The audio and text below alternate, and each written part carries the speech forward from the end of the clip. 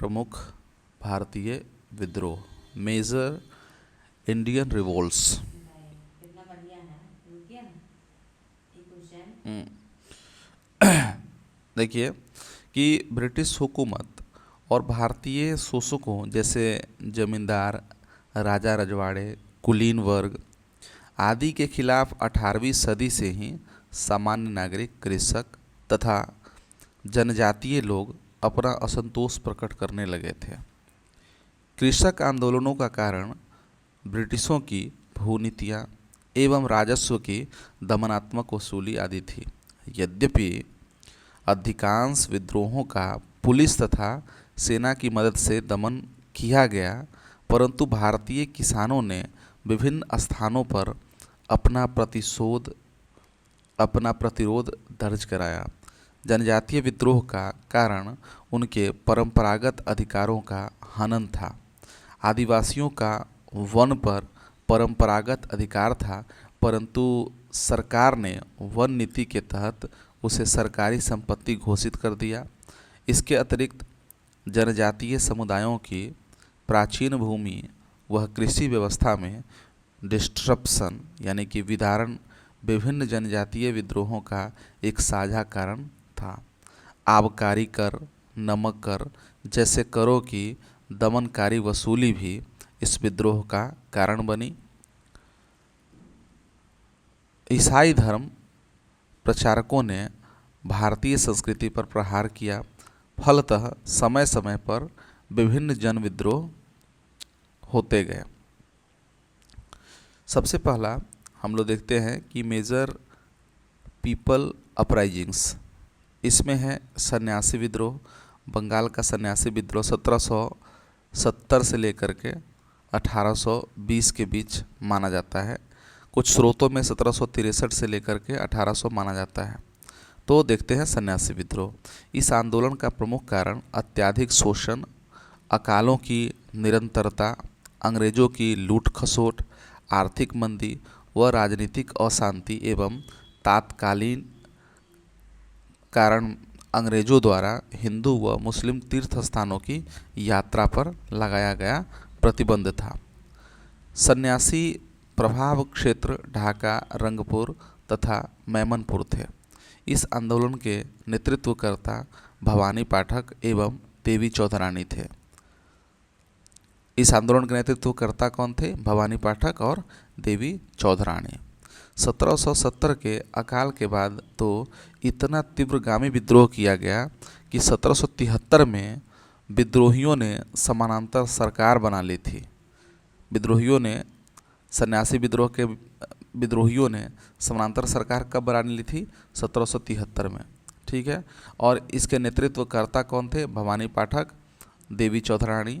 और सन्यासी प्रभाव क्षेत्र कौन कौन था? तो ढाका, रंगपुर और मैमनपुर। बंकिम चंद्र चटर्जी द्वारा लिखित उपन्यास आनंद मठ का कथानक सन्यासी विद्रोह पर आधारित था। सन्यासी विद्रोह को दबाने का श्रेय वारेन हेस्टिंग्स को जाता है। सन्यासी विद्रोह को दबाने का श्रेय किसे जाता है? तो वारेन हेस्टिंग्स को। आगे बढ़ते हैं। अब देखते हैं फकीर विद्रोह। बंगाल में 1776 से लेकर के 1777 के बीच एक आंदोलन हुआ जिसका नाम था फकीर विद्रोह। यह एक धार्मिक विद्रोह था जो घुमक्कड़ मुसलमान फकीरों के गुट द्वारा किया गया था। इस विद्रोह का नेता मजनूम शाह, याद रखें, इस विद्रोह का नेता कौन था? मजनूम शाह ने अंग्रेजी शासन के विरुद्ध विद्रोह करते हुए जमींदारों और किसानों से धन की वसूली की। मजनूम शाह की मृत्यु के पश्चात इस आंदोलन की बागडोर मूसा शाह एवं चिराग अली ने संभाली। याद रखें, अर्थात जो यह आंदोलन था, इस आंदोलन के अगर प्रारंभकर्ता बोले तो मजनूम शाह था, और मजनूम शाह की मृत्यु के बाद मूसा शाह एवं चिराग अली फकीर आंदोलन के जनक थे। राजपूत, पठान एवं सेना के भूतपूर्व सैनिकों ने आंदोलन को सहयोग किया। किसने सहयोग किया? राजपूतों ने, पठानों ने और सेना के भूतपूर्व सैनिक जो थे उन्होंने इस आंदोलन को सहयोग प्रदान किया। भवानी पाठक व देवी चौधरानी जैसे हिंदू नेताओं ने भी इस आंदोलन में सहयोग दिया। इनका नाम जुड़ता है आपको बता दें कि सन्यासी विद्रोह से। तो सन्यासी विद्रोह के जो संस्थापक थे उन्होंने भी फकीर आंदोलन में सहयोग किया। कालांतर में इस आंदोलन के समर्थकों ने हिंसक गतिविधियां प्रारंभ कर दी जो अंग्रेजी फैक्ट्रियों एवं सैनिक साजो सामान पर केंद्रित थी। 19वीं शताब्दी के प्रारंभिक वर्षों तक अंग्रेजी सेनाओं ने आंदोलन को कठोरतापूर्वक दबा दिया। अब आगे है पाइक विद्रोह, ठीक है, और यह 1817 से लेकर 1825 के बीच हुआ है। तो आइए देखते हैं पाइक विद्रोह के विषय में। यह विद्रोह उड़ीसा की पाइक जाति द्वारा ब्रिटिश ईस्ट इंडिया कंपनी के विरुद्ध एक सशस्त्र विद्रोह था। यह उड़ीसा के खुर्दा जिले से शुरू हुआ। याद रखें, पाइक विद्रोह किस जिले से शुरू हुआ? तो खुर्दा जिले से शुरू हुआ, ठीक है। बख्शी जगबंधु विद्याधर के नेतृत्व में इस विद्रोह को अंजाम दिया गया, जो कि खुर्दा के राजा के सैन्य कमांडर थे, ठीक है, बख्शी जगबंधु विद्याधर। ये था पाइक विद्रोह। पाइक जाति को परंपरागत रूप से खुर्दा के राजा द्वारा सैन्य गतिविधियों के लिए कर मुक्त भूमि का आवंटन किया जाता था। अंग्रेजों ने इस पर रोक लगा दी। अन्य कारणों में भारतीयों से अंग्रेजों द्वारा जबरन वसूली और उत्पीड़न भी शामिल रहा, जिससे यह आंदोलन आक्रोशित हो उठा। 1825 में इस आंदोलन का पूर्णतः दमन कर दिया गया। तो यह कौन सा आंदोलन था? 1817 से लेकर 1825 के बीच होने वाला पाइक विद्रोह। अब आगे देखते हैं अहोम विद्रोह। 1828 से लेकर 1833 के बीच असम क्षेत्र में हुआ था। देखते हैं, तो 1824 में बर्मा युद्ध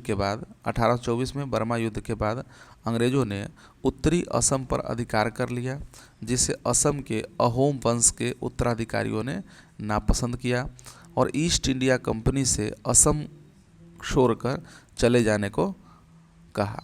परिणाम स्वरूप विद्रोह फूट पड़ा। 1828 से लेकर 1830 तक अहोमों ने गोमधर कुंवर के नेतृत्व में कंपनी के विरुद्ध विद्रोह किया। नाम क्या था? गोमधर कुंवर, ठीक है। 1828 से लेकर के 1830 के बीच ये अहोमों ने गोमधर कुंवर के नेतृत्व में कंपनी के विरुद्ध विद्रोह किया, परंतु विद्रोह सफल न हो सका। अंग्रेज अधिकारियों ने गोमधर कुंवर को गिरफ्तार कर अंततः विद्रोह को दबा दिया। 1830 में अहोमों ने कुमार रूपचंद्र के नेतृत्व में दूसरे विद्रोह की योजना बनाई, परंतु इससे पहले विद्रोह होता कंपनी ने शांति की नीति अपनाते हुए 1833 में उत्तरी असम के प्रदेश महाराजा पुरंदर सिंह को दे दिए। इस तरह अहोम विद्रोह शांत हो गया, ठीक है। अब है फरैजी विद्रोह 1838 से लेकर 1857 के बीच। तो ये है 1838 से 57 के बीच बंगाल में होने वाला फरैजी विद्रोह। फरैजी विद्रोह का सूत्रपात किसने किया? तो इसके सूत्रपातकर्ता कौन थे? शरीयतुल्ला, ठीक है। और कहाँ किया गया? बंगाल में किया गया। हाजी शरीयतुल्ला जो है इसके प्रमुख नेता थे। इसका प्रचार प्रसार शरीयतुल्ला के पुत्र मोहम्मद मोहसिन, जिसको दादू मियाँ भी कहा गया, तो दादू मियाँ और शरीयतुल्ला जो थे इस आंदोलन के कर्ता धर्ता थे।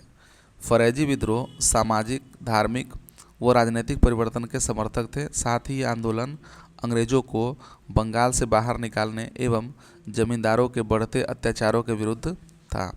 फरैजी उपद्रव 1838 से 57 तक चलते रहे तथा अंत में इस संप्रदाय के अनुयायी बहावी आंदोलन में शामिल हो गए। तो ये पूछा जा सकता है कि बहावी आंदोलन में शामिल होने वाला कौन से आंदोलन के लोग थे? तो फरैजी आंदोलन के लोग थे।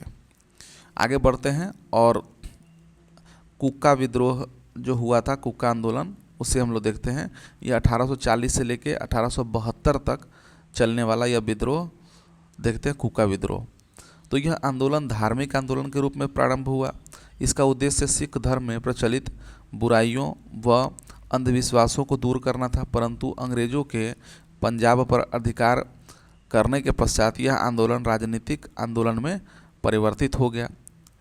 पश्चिमी पंजाब में कूका आंदोलन की शुरुआत भगत जवाहर मल, जिसको सियान साहब कहा गया, एवं उनके जो शिष्य थे वो बालक सिंह के नेतृत्व में किया गया। भगत जवाहर मल और उनके शिष्य बालक सिंह के नेतृत्व में हुए। 1863 में बालक सिंह की मृत्यु के बाद उनका शिष्य जो है राम सिंह कूका के नेतृत्व में यह विद्रोह जोड़ पकड़ा। ठीक है, तो 1869 में राम सिंह कूका के नेतृत्व में फिरोजपुर में पहला विद्रोह हुआ। यह राजनीतिक विद्रोह था और अंग्रेजी सत्ता को उखाड़ फेंकना इस विद्रोह का मूल उद्देश्य था। 1872 में राम सिंह कूका को गिरफ्तार करके रंगून भेज दिया गया, जहां 1885 में इनकी मृत्यु हो गई। इस तरह इस आंदोलन पर नियंत्रण पा लिया गया। कूका आंदोलनकारी खुद के हाथ से बने वस्त्र पहनते थे। इस आंदोलनकारियों ने ब्रिटिश सामानों और स्कूलों का बहिष्कार किया। कह सकते हैं कि कूका आंदोलन में असहयोग आंदोलन और सविनय अवज्ञा आंदोलन जैसे तत्व मौजूद थे। तो यह भी पूछा जा सकता है कि निम्नलिखित में से कौन से ऐसे नागरिक आंदोलन या आंदोलन है जिनमें असहयोग आंदोलन और सविनय अवज्ञा आंदोलन जैसे आंदोलनों के तत्व पाए जाते हैं। तो यह कूका आंदोलन में ऐसा है। 24 दिसंबर 2014 को संचार एवं सूचना प्रौद्योगिकी मंत्रालय द्वारा कूका आंदोलनकारियों के वीरतापूर्ण कार्यों को सम्मान व पहचान देने हेतु एक संस्मरणीय स्टाम्प पेपर जारी किया गया था। राम सिंह कूका ने ही नामधारी आंदोलन चलाया था। बाबा राम सिंह कूका ने ही नामधारी आंदोलन चलाया था 12 अप्रैल 1857 को, जिसमें क्या था कि मद्यपान निषेध, गोमांस निषेध, वृक्ष पूजा और महिलाओं की समानता पर बल दिया था। ठीक है, अब आगे बढ़ते हैं। और एक आंदोलन है गडकरी आंदोलन 1844 में, गडकरी रिवोल्ट। महाराष्ट्र के कोल्हापुर में यह आंदोलन हुआ। गडकरी लोग मराठों के किलों में कार्यरत वंशानुगत सैनिक थे। गडकरी इस विद्रोह का नेतृत्व दाजी कृष्ण पंडित ने किया था। दाजी कृष्ण पंडित ने इस विद्रोह को नेतृत्व प्रदान किया था। गडकरियों ने समनगढ़ तथा भूदरगढ़ के किलों को जीत लिया था। सरकार को गडकरियों के विद्रोह को दबाने के लिए काफ़ी संघर्ष करना पड़ा। अब है कित्तूर या किट्टूर चेन्नम्मा विद्रोह। ठीक है, 1824 से लेकर 1829 के बीच। यह विद्रोह 1824 से लेकर 29 के दौरान कित्तूर कर्नाटक नामक स्थान पर हुआ। यहाँ के स्थानीय शासक राजा मल्ला सरजा एवं उनके पुत्र 1824 में उसके जो पुत्र थे उनकी मृत्यु के बाद अंग्रेज़ों ने उसके उत्तराधिकारी शिवालिंगप्पा जो दत्तक पुत्र थे उनको मान्यता नहीं दी। आपने पढ़ा होगा कि हड़प नीति के तहत ऐसा किया गया कि दत्तक पुत्रों को मान्यता नहीं दी जाती थी। फलस्वरूप दिवंगत राजा की विधवा चेन्नम्मा यानी कि रानी चेन्नम्मा जिसे कहा जाता है, चेन्नम्मा ने विद्रोह कर दिया और 1824 के अंत तक अंग्रेज़ों ने इसे दबा दिया और रानी चेन्नम्मा को कैद कर लिया। फरवरी 1829 में कैद में ही रानी की मृत्यु हो गई।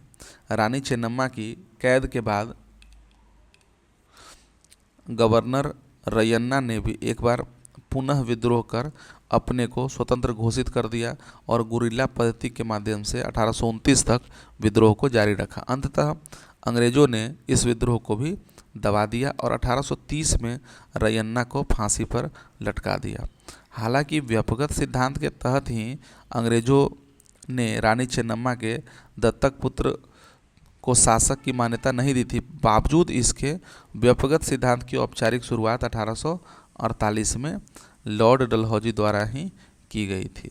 ठीक है, बघेरा कुछ देखें महत्वपूर्ण बातें हैं कि बघेरा विद्रोह बड़ौदा से संबंधित है। कुछ विद्रोह है देखिए, जैसे बघेरा विद्रोह बड़ौदा से संबंधित है।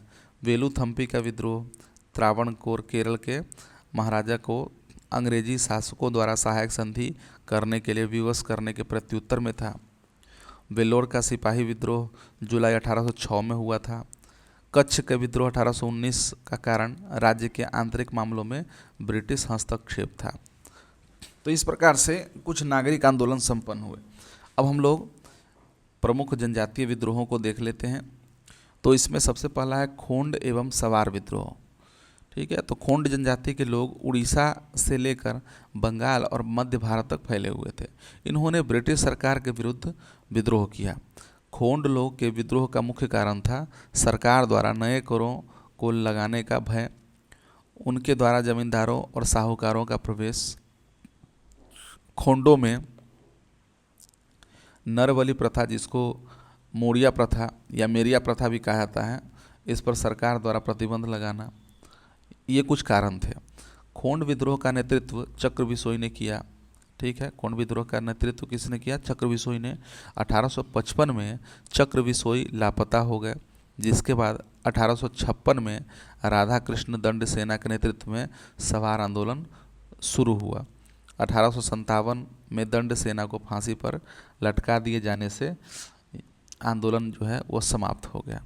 ठीक है, तो ये विद्रोह था जनजातीय विद्रोह, आपका खोंड एवं सवार विद्रोह। आगे है कोल विद्रोह। कोल विद्रोह 1831-32 के बीच हुआ। कोल रिवोल्ट 1831-32। कोल विद्रोह का यह क्षेत्र छोटा नागपुर पठार था। इस आंदोलन के प्रमुख नेता कौन थे? बुद्धो भगत। इस विद्रोह का स्वरूप आर्थिक व राजनीतिक था। विद्रोह के पनपने का सबसे प्रमुख कारण उस इलाके के जमींदार व ठेकेदार द्वारा भूमि कर को अत्यधिक बढ़ाना था। साथ ही अंग्रेज द्वारा लागू भू राजस्व व्यवस्था और छोटा नागपुर के राजा द्वारा स्थानीय आदिवासियों को भूमि न देकर दिकुओं, यानी कि जो बाहरी लोग उनको दिकू कहते थे, दिकुओं यानी कि बाहरी लोग और गैर आदिवासी को उच्च लगान पर भूमि देने के कारण कबीले के सरदार व अन्य आदिवासी अपनी सत्ता और भूमि से वंचित हो गए और उन्होंने विद्रोह का रुख अपनाया। छोटा नागपुर क्षेत्र में मुंडा, उरांव, हो, माहली आदि जनजातियां निवास करती थी। इन्हें मैदानी लोग कोल कहते थे। ठीक है, लूट मार और तबाही इनके विरोध के प्रमुख ढंग थे। ठीक है, यह विद्रोह सिंहभूम, पलामू, हजारीबाग, मानभूम आदि क्षेत्रों में व्यापक रूप से फैला। 1831 में बुद्धो भगत के नेतृत्व में इन्होंने भीषण संघर्ष किया। इस संघर्ष में बुद्धो भगत सहित हजारों विद्रोही मारे गए। इसके बाद गंगा नारायण ने 1832 में इसका नेतृत्व किया। इस विद्रोह की प्रकृति क्या थी कि यह रुक रुक करके 1848 तक चलता रहा, बाद में इसे कुचल दिया गया। आगे बढ़ते हैं और एक महत्वपूर्ण विद्रोह था हूल या संथाल विद्रोह, जो कि 1855-56 के बीच हुआ। इस विद्रोह के मुख्य नेता कौन थे? तो सिद्धो कान्हो महत्वपूर्ण नेता थे। इस विद्रोह का प्रमुख क्षेत्र कौन सा था? तो दामन एकोह संथाल परगना का जो क्षेत्र है, दामन एकोह भागलपुर के राजमहल से लेकर राजमहल के पहाड़ी का क्षेत्र जो था वह दामन एकोह कहलाता था। तो वह प्रमुख क्षेत्र था। संथाल पूर्वी भारत के विभिन्न जिलों जैसे कि बीरभूम, बांकुड़ा, पलामू, छोटा नागपुर इत्यादि में फैले हुए थे। संथाल विद्रोह का कारण अंग्रेजी उपनिवेशवाद, महाजनों द्वारा अत्यधिक ब्याज वसूली, पुलिस के भ्रष्टाचार, संथालों की गरीबी, अंग्रेजी अदालतों से न्याय न मिलना या देरी से मिलना और अपनी ज़मीनों से बेदखल किया जाना आदि रहे।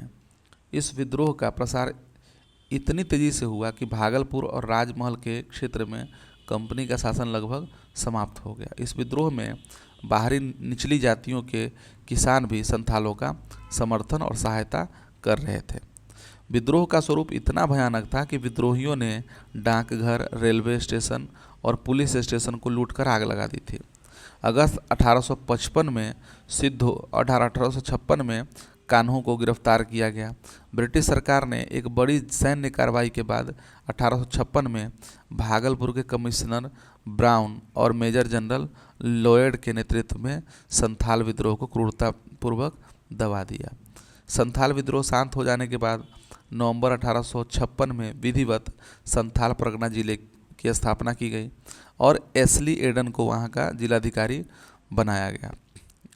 अंग्रेजी सरकार ने भूमि का स्वामित्व जनजातियों के लिए निर्धारित करते हुए उनके संरक्षण हेतु भूमि कानून संथाल परगना काश्तकारी अधिनियम बनाया, जिसके तहत किसी संथाल का गैर संथाल को भूमि अंतरण करना गैरकानूनी हो गया।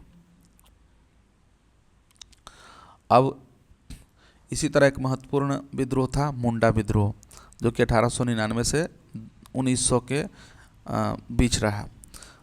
बिरसा मुंडा, जिसे धरती आबा कहा जाता था, के नेतृत्व में हुआ यह विद्रोह छोटा नागपुर यानी कि वर्तमान झारखंड में स्थित क्षेत्र में इस अवधि का सर्वाधिक चर्चित आदिवासी विद्रोह था। मुंडाओं की पारंपरिक भूमि व्यवस्था खूंट खूंटी, एक तरह का सामूहिक खेती था, खेती की व्यवस्था थी। खूंट खूंटी का जमींदारी या व्यक्तिगत भू स्वामित्व वाली भूमि व्यवस्था में परिवर्तन के विरुद्ध बिरसा मुंडा द्वारा विद्रोह की शुरुआत हुई, लेकिन कालांतर में बिरसा मुंडा ने इसे धार्मिक राजनीति आंदोलन के रूप प्रदान किया। बिरसा मुंडा विद्रोह को उलगुलान विद्रोह यानी कि महान हलचल के रूप में भी जाना जाता है। सन 1899 में क्रिसमस की पूर्व संध्या पर बिरसा ने मुंडा जनजाति का शासन फिर से स्थापित करने के लिए ठेकेदारों, जागीरदारों, राजाओं, हाकिमों के विरुद्ध विद्रोह का आह्वान किया। ब्रिटिश समर्थक व मुंडा जनजाति के बीच भयंकर युद्ध हुआ। इस विद्रोह में महिलाओं की भूमिका भी उल्लेखनीय रही। फरवरी 1900 में बिरसा मुंडा को सिंहभूम जिले से गिरफ्तार कर रांची जेल में डाल दिया गया। जून 1900 में जेल में ही उनकी मृत्यु हो गई। आंदोलन का परिणाम यह रहा कि आदिवासियों को कुछ रियासत मिली, खुटखुटी अधिकारों को मान्यता मिली और बेठ बेगारी यानी जबरन बेगारी पर प्रतिबंध लगा दिया गया। यह विद्रोह दो मायनों में महत्वपूर्ण थी। पहला, औपनिवेशिक सरकार को ऐसे कानून लाने पर मजबूर किया गया जिनके जरिए दिकू यानी कि बाहरी लोग आदिवासियों पर आसानी से कब्जा न कर सके, और दूसरा कि आदिवासी भी अन्याय व औपनिवेशिक शोषण के खिलाफ विद्रोह करने में सक्षम है। एक देखते हैं कि चुआर विद्रोह 1768, अन्य स्रोतों में 1766 कहा गया है। तो बढ़े भू राजस्व, अकाल एवं अन्य आर्थिक संकटों के कारण मेदिनीपुर जिले की आदिम जाति के चुआर लोगों ने अंग्रेजी प्रशासन के विरुद्ध 1768 में हथियार उठा लिया। इनका नेतृत्व दलभूम, कैलाशपाल, ढोलका तथा बाराभूम के राजाओं ने मिलकर किया। ध्यातव्य है कि 1760 में संपूर्ण मेदिनीपुर जिले पर ब्रिटिश कंपनी का कब्जा हो गया और 1765 के आसपास के क्षेत्रों और महाल पर भी कब्जा हो गया था। 1768 में दलभूम के शासक जगन्नाथ दल ने अपने क्षेत्र को उजाड़ कर वीरान कर दिया ताकि कंपनी को इस क्षेत्र पर अधिकार करने पर कुछ लाभ प्राप्त न हो। चुआरों को संगठित कर उसने कंपनी के विरुद्ध बगावत कर दिया। बगावत का बिगुल बजते ही ढोलका, कैलापाल तथा बाराभूम के राजाओं ने जगन्नाथ दल का साथ दिया। नवाबगंज और झरिया के राजाओं ने कंपनी को राजस्व न देने की घोषणा कर दी। लगभग 3 दशक तक कंपनी चुआर विद्रोह से अशांत रही, किंतु धीरे धीरे यह विद्रोह शांत हो गया। ताना भगत आंदोलन वर्ष 1914 में झारखंड के छोटा नागपुर क्षेत्र में ताना भगत आंदोलन प्रारंभ हुआ। उरांव जनजाति द्वारा जतरा उरांव के नेतृत्व में यह आंदोलन लगान की ऊंची दर चौकीदारी कर के विरुद्ध शुरू हुआ। यह आंदोलन जमींदारी शोषण के विरुद्ध शुरू हुआ था, किंतु जतरा उरांव की मृत्यु के पश्चात यह ब्रिटिश विरोधी रुख अपनाते हुए स्वदेशी आंदोलन एवं गांधीवादी राष्ट्रवाद से जुड़ गया। 1948 में स्वतंत्र भारत सरकार ने ताना भगत रैयत एग्रीकल्चरल लैंड रेस्टोरेशन एक्ट पारित किया था। ठीक है।